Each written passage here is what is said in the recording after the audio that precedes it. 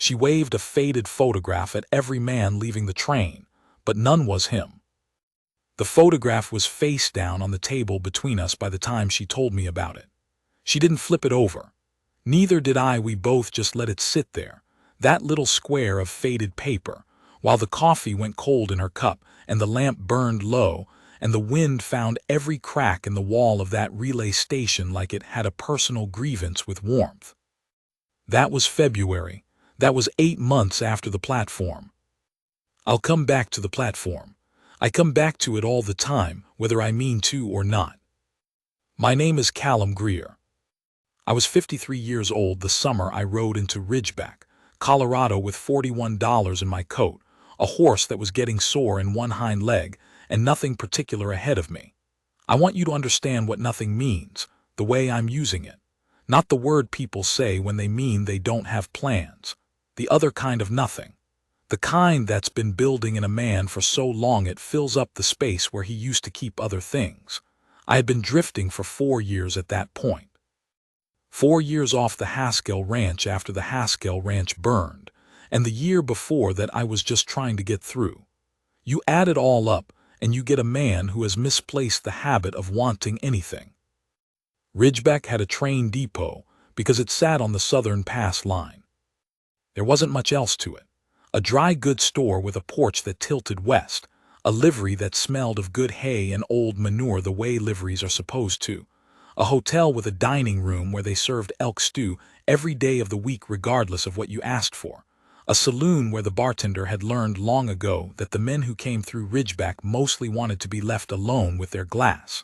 That last part suited me fine. I had pulled in to rest the horse. I wasn't planning to stay past a week. The day I rode in, there was a woman standing on the platform. She'd been there when I passed the depot on my way to the livery, and she was still there an hour later when I came back on foot, and I noticed her the second time because of what she was doing. She was holding something up. A photograph, small and sepia, edges gone soft from handling. She was holding it at arm's length toward the men coming down from the noon train, moving it slightly side to side the way you'd move a lantern to look into a dark corner, and every man looked, and every man shook his head or stepped around her, and she'd lower the photograph and wait and then raise it again at the next one. There were maybe 15 men on that train. By the time I got back from the livery she was at the last 2 of them. Neither one was the man in the picture. The platform cleared out, and she stood there with the photograph hanging at her side, and she looked down the tracks east for a moment the way a person will look at where something came from even though the thing is already gone. Then she went inside. I didn't follow her. I want to be clear about that. I was not a man who went up to women on platforms, and I wasn't about to start. I went to the hotel, I got a room, I took off my boots and lay on top of the bed and stared at the ceiling until I fell asleep. It was 2 in the afternoon. I slept until the following morning and then got up and ate elk stew. Her name was Nora Voss. I learned that later, but let me put it here so you have it. Nora Voss had come west from Cincinnati the previous spring on the strength of a letter and a promise. The man's name was Edmund Farwell. He was a land speculator who claimed property near Ridgeback, and she'd met him twice during a business trip that had taken him east, and he had written her for 6 months after, and the letters were good, careful and particular, and full of the kind of detail that makes a place feel real to someone who has never seen it. She still had some of those letters. I know that because I saw them later, tied with a cord in the bottom of her bag. She had read them enough times that the folds were worn thin. Edmund Farwell had proposed by mail in November, and she had accepted by mail in December, and she had sold her furniture and her winter coat, and the small collection of books her father had left her when he died. And in April she had boarded a westbound train and ridden it all the way to Ridgeback, Colorado, to a town that had never heard of Edmund Farwell. Not that he was dead, not that he was delayed, he'd simply never been there. The man at the land office had no record of him. The man at the hotel had no record of him. The woman who ran the boarding house at the far end of town had no record of him, and she had lived there 11 years and knew every face. Nobody recognized the photograph. That was 5 months before I arrived. 5 months she'd been in Ridgeback looking for a man who had, at some point between writing those careful letters and the day she stepped off the train, decided not to be found. What she'd done in those 5 months was find work. She could cook, and she could keep books, and she had a handwriting that the relay station manager, a heavy-jowled man named Prewitt, recognized immediately as something he needed. She'd been working for Prewitt since June, keeping his freight ledgers and his mail accounts, cooking his supper 3 nights a week, and sleeping in the small back room of the relay station building that smelled of tar and old harness and whatever the wind brought down from the pass. And every time a train came through, Tuesday, Friday, Sunday, at noon, she went out to the platform and held up the photograph. Now I want to say something careful here, because the easy version of this story makes her look like a woman pining away for a man who didn't want her, and that isn't what she was. I understood later, when she told me about it plainly, that she'd stopped believing Edmund Farwell was coming back sometime around August. The thing she was holding onto wasn't him. It was the act of looking. Because putting the photograph away meant accepting that she had been deceived so thoroughly and had given up so much on the strength of that deception that there was nothing left to do about it. And she wasn't ready to accept that yet. There's a difference between grieving a person and grieving the fact that a person made you a fool, and the second one is harder, and she was working through it the only way she knew how, which was to keep standing on that platform until she was ready to be done. I understood that part when she explained it, the not being ready to close the book. I knew exactly what that felt like. The second day, I walked by the platform again. I told myself I had no particular reason to. I was going to the dry goods for tobacco, and the depot was on my way, more or less, if you angled left when you could have angled right. I angled left. The noon train was just clearing out. She was there with the photograph held up to the last 2 men, both of whom shook their heads and stepped past her, and then she lowered the photograph and stood there with the platform empty around her. Her face had nothing particular on it, not grief, not frustration, something that had been worked further down than either of those, something flat and dry and still going forward on its own momentum. I knew that face. I'd been wearing it for the better part of 5 years. I stopped walking. I didn't decide to. My boots just stopped on the packed dirt at the edge of the platform, and I stood there. She looked over at me. She was maybe 40 years old, possibly a few years either side of it. Good jaw, dark eyes, the kind of compose that isn't natural but has been built over a long time by someone who couldn't afford to be otherwise. She had a bonnet she'd had too long, the ribbon frayed at the left tie.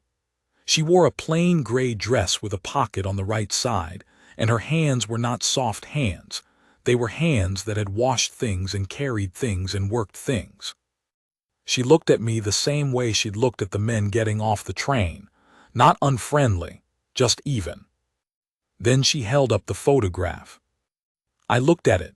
A man in a dark town suit, younger than me, maybe 35, round-faced, a practiced smile of someone accustomed to sitting for photographs, the look of a man who thought well of himself. I looked at it long enough to be sure. I shook my head. She nodded. She tucked the photograph into her coat pocket and turned and went back inside without another word. That was all of it.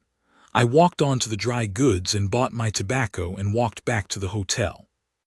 But I thought about that face of hers for the rest of the afternoon. I sat in the saloon with a beer I wasn't drinking, and I thought about it. That particular flatness. The way it wasn't defeat, because defeat has a shape to it. Defeat is something arriving and landing. What I'd seen was more like a person who has been standing in the same wind for so long they've stopped noticing it's cold. She went out there 3 times a week and held up that photograph knowing she was going to put it back in her pocket and go inside. And she did it anyway because the alternative was something worse, some stillness inside herself she wasn't ready to settle into. I knew what that was. I had been walking toward that stillness for 4 years and doing everything I could to outpace it. The horse's leg didn't improve the way I hoped. The farrier, a red-faced Welshman named Braun who had opinions about everything and didn't mind sharing them, looked at the hind leg on the third day and said 10 days minimum, probably 2 weeks, and if I pushed it before then I'd end up with a horse that never fully healed. I paid for the room for another week and told myself the horse was the reason. I thought about the woman on the platform more than I wanted to. Not in the way a man thinks about a woman when he's lonely, or not only that, more in the way you think about a thing you've recognized, like seeing a tool you know the use of sitting in someone else's barn. Something in you says, I know what that is. Friday came and I found myself at the end of the street at noon, looking toward the depot from far enough away that it wasn't obvious I was looking. 7 men got off the Friday train. She held the photograph to each one. None of them was the right man. She went inside. I went back to the hotel and ate elk stew and thought about Frances, which I tried not to do very often because it didn't lead anywhere useful. What I thought about specifically was the last year of her life, the year after we lost the boy, when the two of us were carrying something so heavy that we'd stopped being able to talk about it directly and had taken to just being in the same room together. Not cold. We were never cold with each other, but quiet in a way we hadn't been before. There was comfort in the being in the same room.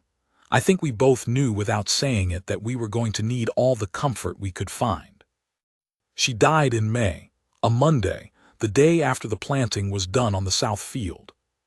The fever came on Thursday, and by Sunday night it was clear which way it was going, and she died the next morning in the bed we'd shared for 7 years with my hand on hers and the window open because she'd always liked the window open. I sat there for a long time after. I didn't know what to do with my hands, which sounds strange but it's true. They kept reaching for something and there was nothing to reach for. I buried her in the Ridgeback churchyard, not the Colorado Ridgeback, the one in New Mexico where we'd been married, a day's ride from the ranch. I built the marker myself. I put her name and her dates and the words good and true because that was what she was and I didn't see the point of anything more complicated. 3 years later the ranch burned. 4 years of drifting after that. And now here I was, 53 years old, in a Colorado town that happened to also be named Ridgeback, thinking about a woman on a platform. Sunday I went closer. She came out at noon and held the photograph to the handful of men stepping down from the Sunday train, and the platform cleared, and I was standing there about 20 feet off, not doing anything in particular. I was aware of how it might read. I didn't quite know what to do about that, so I just stood where I was, and when she turned and saw me, I tipped my hat and said afternoon. She said afternoon. There was a pause where we both assessed the situation. I said, how long have you been coming out here? She looked at me measuring, then she said, since June. I said, you mind if I ask what happens when you find him? She was quiet for a moment, looking at me with that even look of hers. Then she said, I'm going to tell him to his face that he is a coward and a liar. Then I'm going to find a train going somewhere else and be gone before dark. I said, that seems like a reasonable plan. She almost smiled. It wasn't a smile exactly, but the corner of her mouth moved in a way that suggested it knew the direction. She said, most men ask me what I'll do if I don't find him. I said, that seemed like none of my business. She looked at me again, then she said, Nora Voss. I said, Callum Greer. She nodded once, the way you confirm something you've written down. Then she went inside. I walked back to the hotel thinking that she was a considerable person. I hadn't thought that about anyone in a long time. I'll stop here and tell you what I was, the actual facts of it, because it matters to understand the rest. I had been a good hand once. Not just competent, genuinely good. The kind of good that gets tested over time in hard conditions and holds. I had spent 20 years on the Haskell Ranch in New Mexico, starting as a hired rider at 21. And ending as the man who ran the whole East Range operation, which was 40 hands and 8,000 head at its peak, 2 spring drives a year down to the rail junction at Calian. I knew cattle and I knew horses and I knew men, which is to say I knew how to read a person's disposition, and I knew how to give instructions that got followed, and I knew the difference between a man who needed pushing and a man who needed room, and I almost never got it wrong. Thomas Haskell trusted me the way you trust a good dog, completely, without thinking about it much, the way trust becomes when it's never been broken. I didn't abuse that. Haskell wasn't a warm man, but he was a fair one, and I respected that, and the ranch was a good place to work, and for 20 years it was my life in the way a thing can be your life when you're building it with your hands. I married Frances Dole in the fall of my 35th year. She was the schoolteacher in the village of Ridgeback, New Mexico. Yes, I know, 2 Ridgebacks, it's how the country was back then. Names got used up in one place and then used again somewhere else. She was from Virginia, had come west with an older sister who'd married a rancher, and then the sister had died and Frances had stayed because she was Frances, and once she put down roots she didn't lift them for small reasons. She was thin and had a sharp chin, and the kind of intelligence that doesn't announce itself, but you notice it pretty quickly once you've had a conversation with her. She was not easy. She had opinions and she said them. We argued sometimes, real arguments, the kind where both people are fully in it, and I came to understand over the years that those arguments were one of the ways she showed she respected you. She didn't bother arguing with people she thought were beneath it. We had 7 good years. I told you about the boy and about Frances. I won't tell it again. What I want you to understand is what those losses made of me, because people sometimes think grief makes a man soft, fills him up with feeling, makes him lean toward others. It didn't do that to me. It did the opposite. It carved me out. Not in a way anyone could see right away. I kept working, kept writing, kept doing the job the way I always had, kept my word the way I always had. But inside there was less and less that I held on to. Frances gone, the boy gone, the ranch gone, the men I'd worked with scattered to other outfits, and each one that went made it easier for the next one to go, until I was carrying so little inside me that moving was no effort at all. A man with nothing weighing him down can go anywhere. He just has no reason to stop. 4 years of that is a long time, long enough that the emptiness stops feeling like loss and starts feeling like weather. You stop waiting for it to lift. You just move through it. I picked up work wherever it showed itself.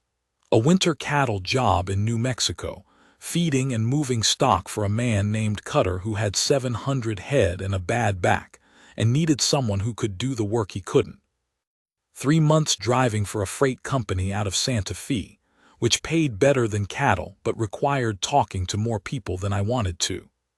A spring and summer with a trail outfit pushing cattle north into Wyoming, which was the kind of work I knew so well my body did it while my mind went somewhere else entirely, which was exactly what I needed. A full year on a ranch east of Durango that was decent work and decent pay, and where I might have stayed if the owner's oldest son hadn't come back from back east with a new wife and expectations about running the operation that didn't leave room for a foreman with his own ideas. And in between all of that, the road. The road in October with the aspens gone gold and the cold coming and the horse walking steady under me and nothing on either side of us, but the country going forever. The road in March with the mud knee-deep on the flats and the sky low and gray and promising nothing but more of itself.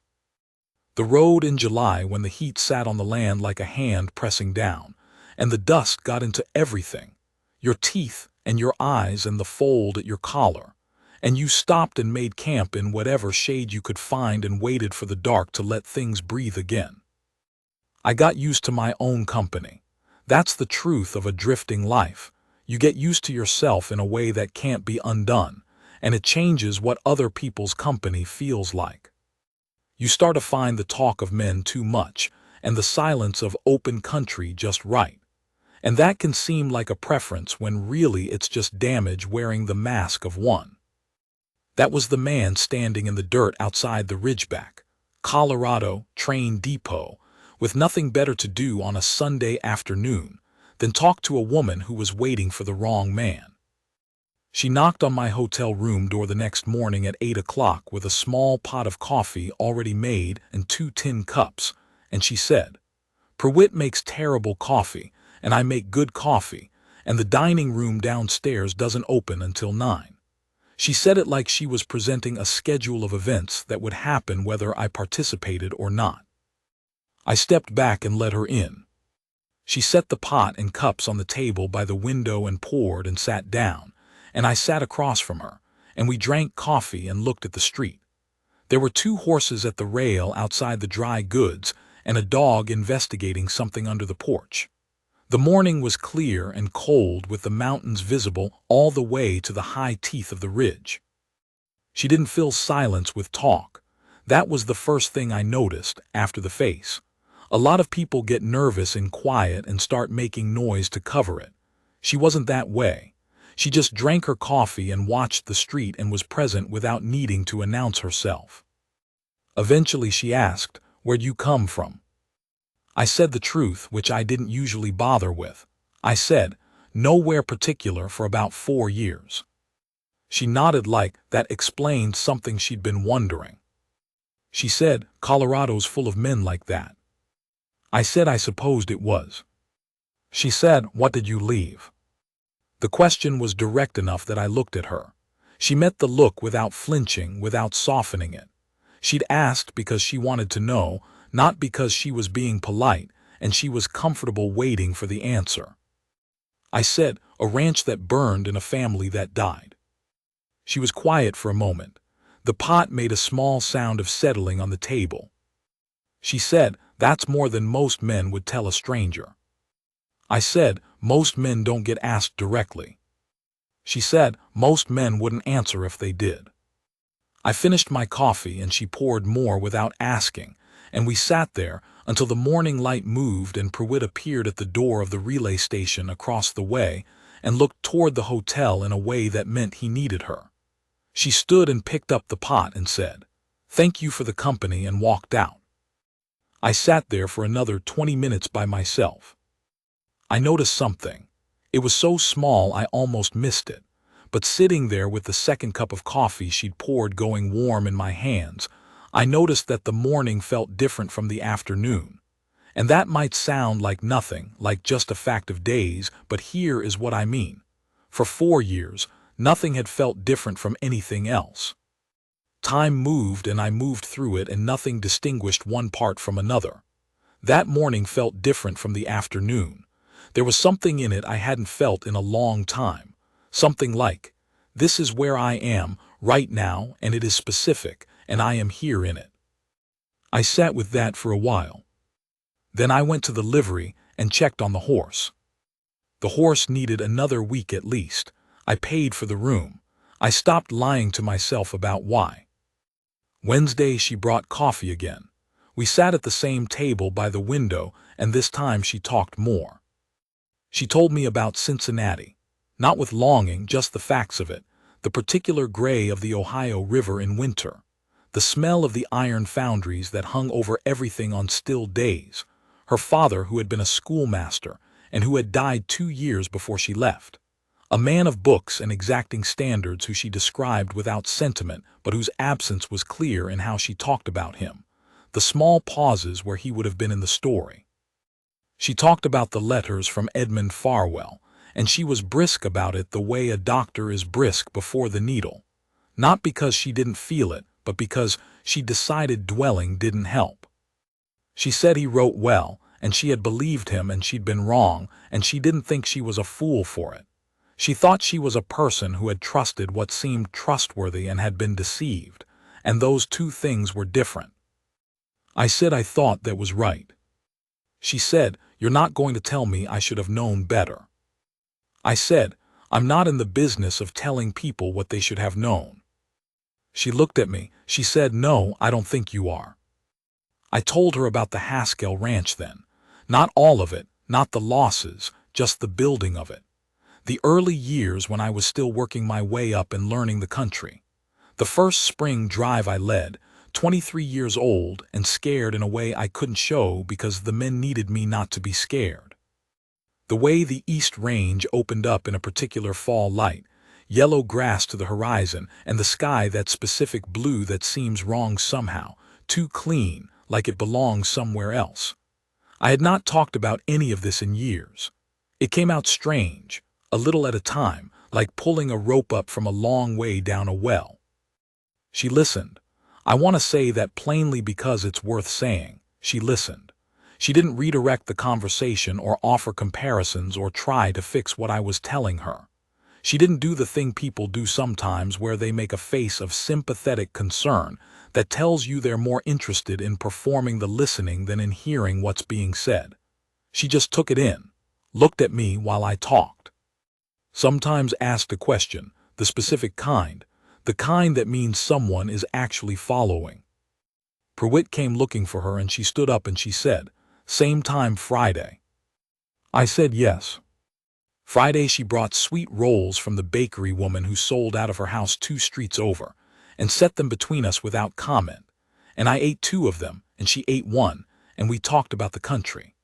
I told her about New Mexico, where the desert turns colors in the evening that make you feel you're looking at something that doesn't belong to the ordinary world. The reds going purple, the purple going black, the stars arriving in a sky that feels closer to the ground than anywhere else I've been. She listened with that particular attention she had. When I finished, she said she'd never been west of the Mississippi before she came here, and the country had surprised her, the scale of it. I said, "How?" She said, "I knew it was large. I'd seen the maps and read the descriptions, but knowing it large and standing in it large are 2 different things." She paused. She said, "I remember arriving in Ridgeback and the driver pointing at the mountains and saying those were the nearest ones, about 30 miles, and I looked at them and they looked like they were 5 miles away, and I thought the man was wrong. They just kept being 30 miles for days before I understood my eyes weren't working correctly yet." I said, "The country retunes you." She looked at me, she said, "Yes, that's exactly what it does." That was the first time I thought, she is a person who knows words that fit. Not fancy words, she wasn't fancy, but exact ones. The right one dropped in the right place so you recognized what you'd seen and hadn't named yet. Pruitt came looking for her and she stood up and she said, "Same time Friday." I said yes. The coffee became a daily thing by the end of October, not just the train days. I don't know when exactly it shifted from a 3 times a week arrangement to something we both simply expected. It wasn't discussed. One morning I was already sitting at the table when she knocked, and she came in without any particular comment about it and poured and sat down. I had been in Ridgeback for over 2 months by then. The horse was healed. I had not left. By November I had fixed 3 things at the relay station without being asked. The window frame on the front office, which had rotted at the bottom sill until the glass was sitting loose in bad wood. A section of stovepipe in the kitchen that was venting a quarter of its heat sideways into the wall. A door hinge on the stable outbuilding that had worked itself loose over the summer and was starting to pull the whole frame out of true. I had noticed these things because I notice things, and I had fixed them because I fix things. That's what I do. Pruitt grumbled about the window frame one morning while Nora and I were at the table, and I stood up and walked over and looked at it and went to the dry goods for the materials and fixed it that afternoon. I didn't make a thing of it. She watched me work on the door hinge. She had mentioned it once, not as a request, just as a statement of fact about the world. The hinge is pulling the frame, and I'd gone and looked at it and come back the next morning with what I needed. She crouched down at the other end of the door and held it steady while I got the new hinge seated properly, and when it was done she worked the door back and forth twice and said, "You're good at that." I said I'd had practice. She said, "You should find a place that needs someone good at things." I didn't answer. She said, "I mean it, Callum." I said, "I know." She said, "Do you?" That was a different kind of question from any of her other ones, and she knew it, and I knew it, and neither of us followed it anywhere. I got up and collected my tools. November deepened. The cold came down from the pass with conviction, the kind of cold that has weight to it, that you feel in your teeth when you breathe. I had been in the hotel almost 3 months, and I was spending most of my time at the relay station, or working with Braun the farrier on someone else's problem horses, because Braun had recognized I knew what I was doing, and had started simply handing me animals when he was backed up. One Sunday she came back in from the noon platform and sat at the kitchen table and put the photograph face up in front of her and looked at it. I was by the cook stove working on the flue, which was the third time I'd worked on it because Pruitt's relay station was a building that gave up its problems one at a time. I was on my knees on the floor, and she didn't seem to notice me particularly or didn't mind me being there, which was its own kind of thing. She looked at the photograph for a long time. Then she said, "Do you know what the worst part is?" I waited. She said, "He's not even worth being angry at. He's just a small man who didn't have the backbone to say no to a woman when she was standing in front of him, and then didn't have the backbone to say it in a letter either, so he said nothing at all and moved somewhere she couldn't find him and hoped she'd work it out on her own. That's the whole of it. There's no drama in it. There's no villain, really. Just a small man and a cowardice so ordinary it's almost boring." I said, "And you've known that a while?" She said, "Since August probably. Maybe earlier." She looked at the photograph another moment. Then she reached out and turned it face down. She left it there on the table and got up and started on supper. The bartender in the saloon, Hoff, was a man of few words who stored them carefully and spent them only on things that seemed worth the investment. We had developed a rapport over 3 months based mostly on shared silence and the understanding that I drank beer slowly and he didn't have to work for my conversation. One evening in November, when I'd been there for about 20 minutes saying nothing, he came over and filled my glass without being asked and said, "You're still here." I said, "Yeah." He said, "Pruitt's been putting off finding a winter hand since September. General work, keep the outbuildings from falling down, help with the heavy freight when it comes through. He's not going to ask anyone himself because Pruitt doesn't ask, he waits." I drank my beer. Hoff said, "I'm just telling you what I know." He went back to his end of the bar. I sat there a while longer. Then I paid my tab and went to the relay station and knocked on Pruitt's door, and when the old man opened it with his jowly, suspicious face, I said, "I hear you need a winter hand." He looked at me for a moment. He said, "What's your rate?"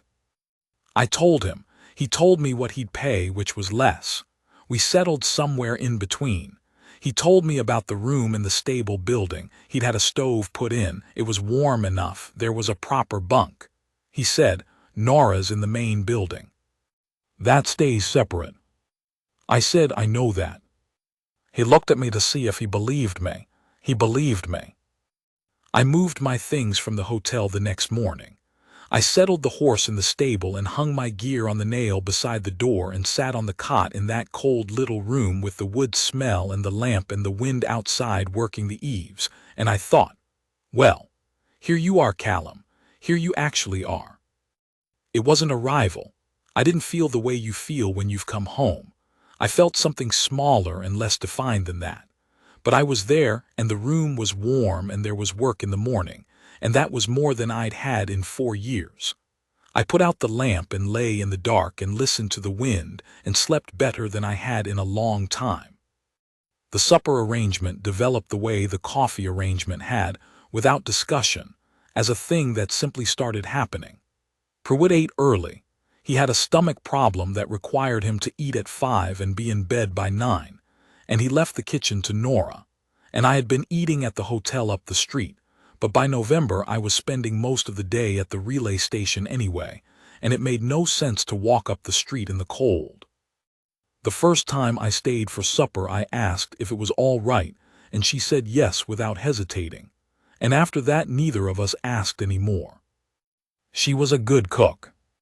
I mean that in the plain way she cooked food that was nourishing and tasted of what it was, that filled a man who'd been working in the cold, that didn't make you think about it particularly because it was simply right. A chicken could be a chicken. A potato could be a potato. She didn't put on a show of it. I'd known people who cooked to be admired and people who cooked to feed, and she was the second kind entirely. We talked through supper and often after, sitting with coffee at the kitchen table, while the stove kept the room at a temperature the rest of the building couldn't match. She read, which I had done too at various points in my life, though I'd fallen out of the habit for lack of books. Pruitt's shelf held 2 novels, a Bible, and 3 years of an agricultural paper from back east, and she'd read all of it twice. A supply drummer came through in December who happened to have books in his sample case, which I had never seen before in a drummer's kit, and which he explained by saying he read them, and then sold them because otherwise they got heavy.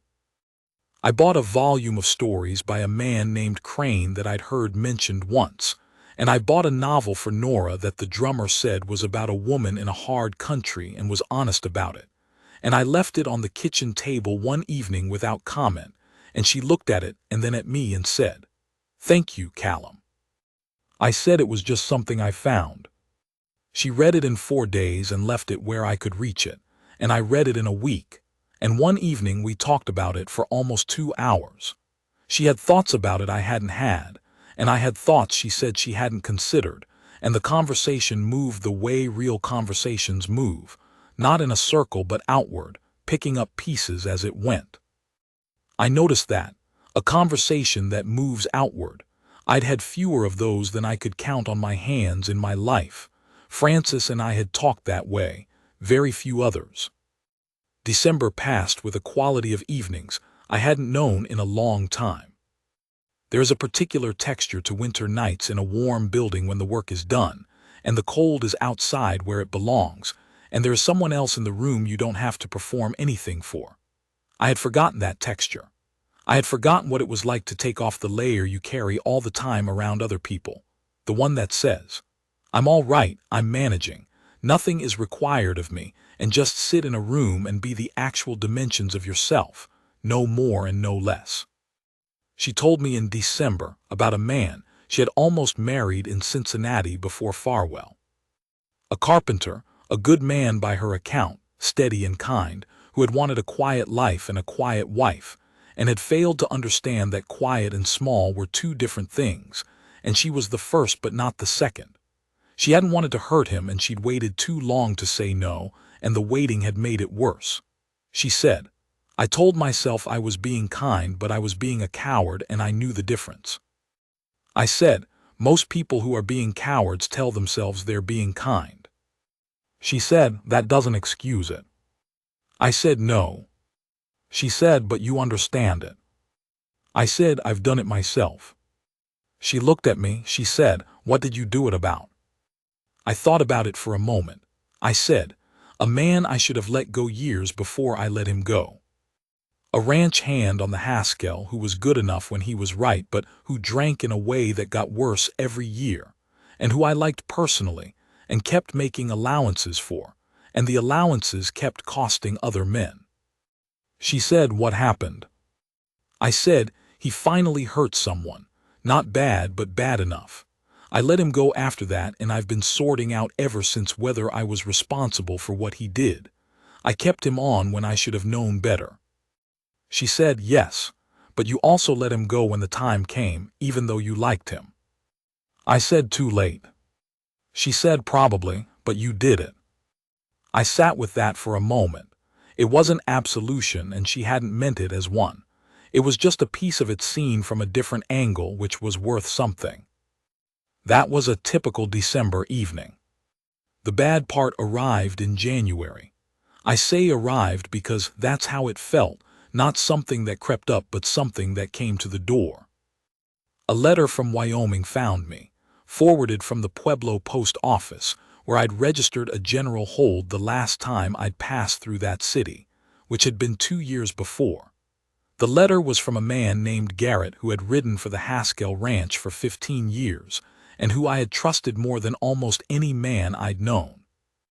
He'd found foreman work on a spread in the Laramie Basin, and he said the owner was looking for someone to run the South Range operation, a real position, good pay, the kind of work that used what I actually knew how to do.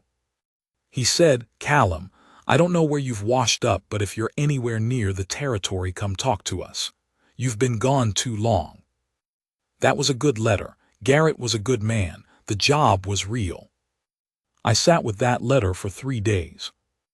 I'll tell you what I was actually doing. I wasn't calculating. I wasn't making a list of reasons to go and reasons to stay. I was sitting very still on the inside, the way you sit still when something has shifted and you're not sure how far the thing has moved. Because the letter had arrived and it had moved something, and what it had moved was a thing I'd been keeping very carefully still for 4 years, which was the question of whether I was ever going to want anything again. Here's what I mean. A man drifting doesn't have to answer that question. Moving answers it for him. He doesn't want this place, so he goes to the next one, and in the going there is just enough forward motion to feel like purpose. Stop moving and the question is right there waiting. I had stopped moving. I'd been stopped for 4 months. And now Garrett's letter was asking, "Well, Callum, do you want anything?" And the answer was yes. And that scared me considerably. Because what I wanted wasn't the job. The job was good and I knew I could do it, and in some part of me the thought of real work, of running a real operation again, was something I'd miss the way you miss a limb. But it wasn't the job I was sitting still about for 3 days. She knew something was happening. She didn't press. She gave me room the way she always gave room, by going about her work and letting the room be there if I needed it. But on the 3rd evening she put supper on the table and sat down and looked at me for a moment and said, "Whatever's going on in your head, it's not going to get smaller by sitting with it." I gave her the letter. She read it. She folded it back along its creases and set it in front of her. She said, "This is a good job for you." I said, "Yeah." She said, "Is that what you're worried about?" I looked at the table. I said, "I don't know what I'm doing here, Nora." She waited. I said, "I've been," and I stopped, and I looked for the words which were not the kind of words I'd ever been practiced at. I said, "I burned down after Francis. I want you to know that. I don't mean I fell apart where anyone could see it. I mean something inside me concluded that we were done, that the building of things was done. I just kept moving because stopping seemed like a different kind of dying, and I didn't care enough to decide one way or the other. 4 years of that. And then I came here, and I stopped." She was listening with that full attention of hers. I said, "I don't know if stopping is a good sign or if I'm just too tired to keep going. And now there's a letter from Wyoming telling me to come back to what I actually know how to do, and I stopped again. She said, "And you don't know if you want to go." I said, "I know I don't want to go." She was quiet. I said, "And that's what I've been sitting with." She looked at me for a long moment. Then she said, "You were not nothing when you got here." I said I was close. She said, "I know what close looks like. I came here holding a photograph of a man I'd already stopped believing in, going out to that platform 3 times a week because I didn't know what else to do with myself. I know what close looks like. You weren't it." I said, "Nora." She said, "You fixed that window frame the day after Pruitt mentioned it. You fixed the stovepipe and the hinge and the flue and the fence section by the south gate, and the roofing over the freight bay and 9 other things that had been wrong with this building for 3 years. You did that because you're a man who fixes things, because that's who you are. It's in your hands and you can't help it. And you talked to me like a person worth talking to when you didn't have to talk to anyone. That's not a man who's close to nothing. That's a man who forgot what he was worth." I sat with that. She said, "I don't know what this is either, Callum. I want to be clear about that. I'm not standing on solid ground inviting you over. I'm telling you I'm on uncertain ground myself, and I'm still here, and I think you should still be here too, and that's the whole of what I've got." I looked at her.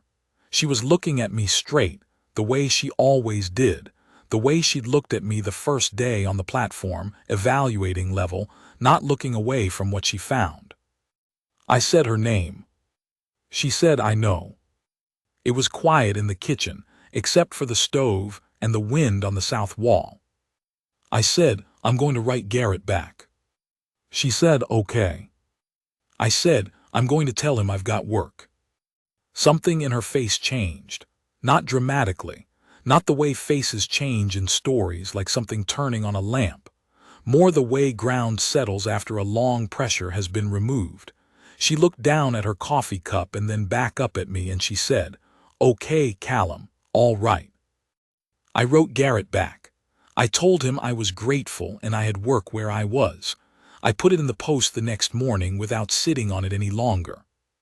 The small noise it made in my chest as I walked away from the post office, I'll be honest, was something. I don't mean regret exactly. I mean the sound of a door closing on one version of your life.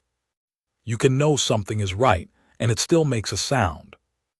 But then I went back to the relay station, and I fixed the broken hinge on the feed room door that I'd been noting for 2 weeks. And in the afternoon, Nora came out with coffee and sat on the overturned crate near the door and we talked while I worked. And by the time the lights started going, the noise was gone. February was the month of the photograph. She came in from the Tuesday noon platform, which I had stopped watching by then. I had my own work and she had hers, and the platform was her thing, not mine. And she sat down at the table and put the photograph face down between us without saying anything. I was already there with coffee poured. Neither of us turned it over. The coffee went cold, the lamp burned lower. The wind found the south wall, the way it always found the south wall. She said, I'm not going out on Friday. I said, okay. She said, or Sunday, I'm finished. I said, okay. She said, I want to be clear, that has nothing to do with you. I'm not doing it because of you. I'm doing it because I'm done, and I've been done for a while, and it's time to let myself be done. I said, I know. She said, I need to say it clearly. I said, Nora, I know. She looked at me. The lamp made the particular low light it made when it was close to going out, amber and unsteady, and she looked at me in that light with that composed and level face, and then something in it changed. Not toward softness exactly, toward something true maybe. Something that had been held carefully, for a long time, being allowed to come into the open. She said, you're a strange kind of man, Callum Greer. I said, I've been told. She said, I mean it as a good thing. I said, I know you do. She reached across the table. She put her hand alongside mine on the table, close enough that I felt the warmth of it, and she looked at me when she did it, not performing anything, not asking anything, just, here I am and here you are. I turned my hand over. We sat there like that until the lamp went out. Spring came to the pass in April, which meant the snow on the high ridges ran down into the creek, and the creek ran high and brown, and the air had a smell like cold iron and pine, and something opening that it had kept closed since October. The mornings were still cold enough that I could see my breath, but there was light in them now, real light, the kind that has weight and direction. Pruitt's eyesight had been failing since February. He'd said nothing about it until April, which was Pruitt's way. He kept things to himself until they became operational problems, and then he admitted them once and didn't mention them again. He told me one morning when I came in for coffee that the ledgers were giving him trouble, the close figures, and that the fine work in general was getting hard, and that his daughter in Albuquerque had been asking him to come stay for 2 years, and he was thinking it might be time. He looked at me while he said it. Not directly, but in the way of a man who has positioned a thing where you can see it without having to hand it to you. I said, what are you asking, Pruitt? He said, Nora knows the operation inside out. You know the physical plant inside out. If there were 2 people who wanted to run this relay station, I could be on the Santa Fe stage in May and not look back. I said, give us a day. He gave us 2. I talked to Nora that evening. We were at the kitchen table and supper was done, and the dishes were stacked, and the stove was putting out good heat, and the evening had that particular quality of evenings that have become a regular and familiar thing, which is that they settle around you without requiring anything. I said, Prewitt's leaving. He wants someone to take over the station. She said, I know. He talked to me this morning. I said, what did you tell him? She said, I told him I needed to talk to you. I looked at the table. I said, this could be something, Nora, if you want it to be something. She was looking at me. I said, I know we haven't. I stopped. I said, I'm asking if you want to stay here. If you want to build something here with me, together, I think I can do that. I didn't think I could for a long time, but I think I can now. She looked at me for a long moment. Her arms were crossed, which was her thinking posture, not a cold posture. She was making a real assessment, and she wasn't going to rush it, and I wasn't going to ask her to. Then she said, if we do this, I want to know we're actually doing it. Not just drifting into it because it's convenient. I'm done with drifting. I said, yeah. She said, so ask me properly. I said, Nora Voss, will you marry me and run this station with me and build something here together? She said, yes. Then, that is the worst proposal I have ever heard in my life. I said, it's the only one I've ever made. She said, Frances was a patient woman. I said she was. She smiled at that. A real smile, the full version. I hadn't seen that before, not the full version. It changed her face considerably. Not made it prettier exactly, though it did that too, but made it more itself. Like I'd been seeing a sketch of her, and the smile was the full thing. She said, yes, Callum, I mean it, yes. We told Prewitt the next morning. He looked at us both for a long moment with those jowly assessing eyes, and then he said, good. Like it was something he'd been waiting to check off a list. He was on the stage to Albuquerque the second week of May. We were married by the circuit preacher at the end of that same month, in the small church at the edge of town, with Braun the farrier and Hoff the bartender, and the woman from the boarding house as witnesses. And Nora wore a blue dress she'd ordered from the dry goods catalog, and I wore my good coat, and it was a short ceremony because the preacher had 3 more stops before nightfall and didn't believe in lingering. Afterward, we walked back to the station together, just walked. The evening was warm enough that the walk was comfortable. She put her hand in my arm, and I felt the weight of it there, that specific familiar weight, and we walked through Ridgeback as the light went long and gold across the street, and I thought about all the years I had moved through the world with nothing to carry, and how different this was, how entirely different. I have been here 14 years. The relay station is ours. I say ours because it is, legally and otherwise. We took over the deed from Prewitt in the summer of that first year, and we have run it since. The freight work has grown.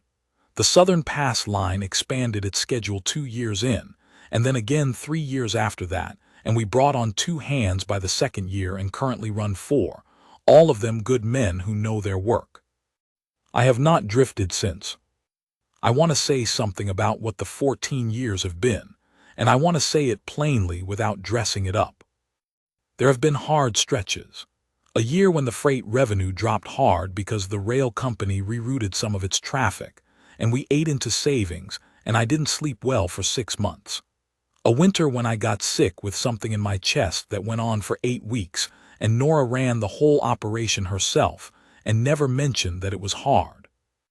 A disagreement we had in the 4th year over whether to take on a contract with a mining outfit that I thought was risky and she thought was necessary.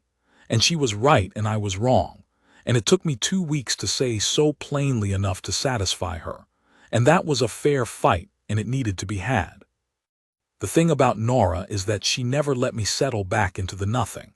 And I don't mean she pushed me or prodded me or made me feel guilty about the 4 years I'd spent emptied out. She just existed in a way that made the nothing harder to maintain. You can't be nothing around a person who looks at you straight and expects a real answer and means what she says and shows up for the hard parts without announcing it. The nothing has nowhere to live. That's not magic. I'm not saying she fixed me. What I'm saying is that she was a person worth being present for, and the act of being present was what put me back together. Not all at once, not in a moment. Over the mornings with coffee and the evenings with whatever needed talking through and the work done together, and the disagreements that were real and the quiets that were comfortable and all of it adding up.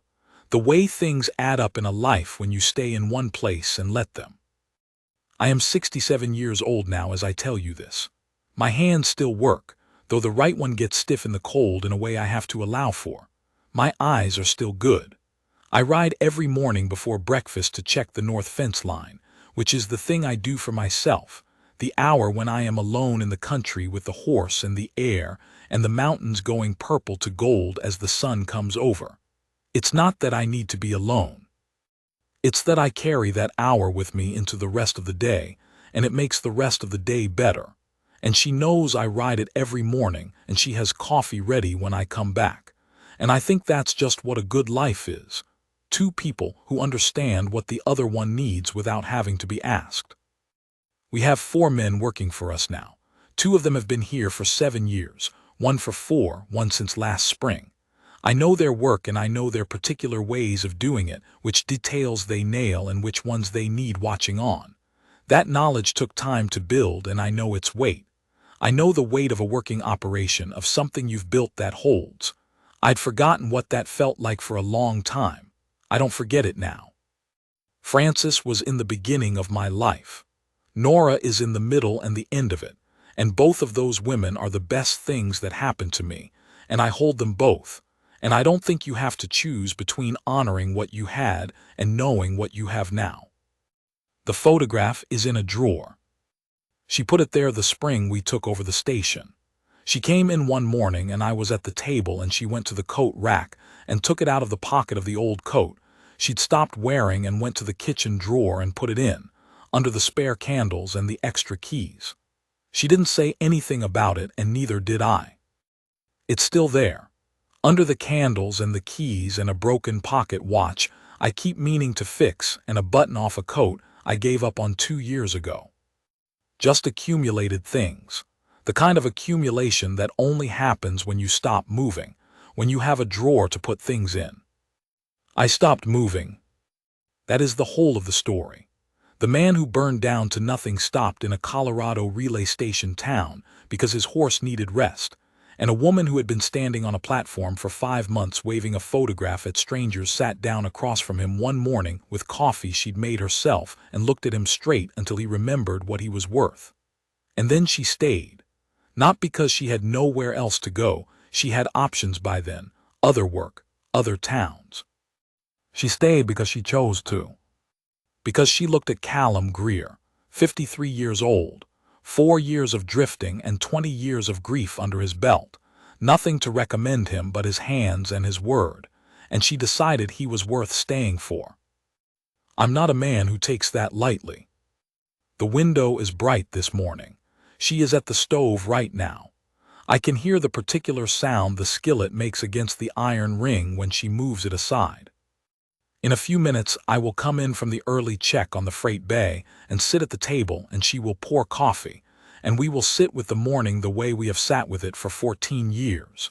And the mountains will be the mountains and the light will be the light and she will look at me across the table, the way she has always looked at me, level, clear, seeing the whole thing, not looking away from any of it. I know what that look is. I have known what it is for 14 years. I am a man who knows what he has. I am not nothing. I am here.